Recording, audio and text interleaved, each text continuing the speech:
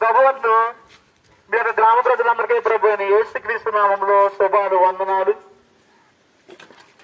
దూర ప్రదేశం నుండి దూర ప్రాంతం నుండి మీ యొక్క గ్రామ మధ్యనికి మేము రక్షణ సువార్తను అనగా యేసుక్రీస్తు యొక్క రక్షణ సువార్తను ప్రకటించడానికి వచ్చి ఉన్నాం. ఎందుకంటే ఆయన నిజమైన దేవుడును లోకరక్షకుడై ఉన్నాడు. ఆయన ఈ యొక్క సర్వ మానవాళ ప్రపంచమంతటి కోసము సిలువ వేయబడి చనిపోయాడు. ఎందుకంటే ఈ యొక్క మానవులందరూ పాపం చేసి దేవుడు అనుగ్రహించే మహిమను పొందలేకపోయారు. కాబట్టి ఆ మహిమను ఆయన ద్వారా ఈ లోకానికి రప్పింపబడి ఉంది.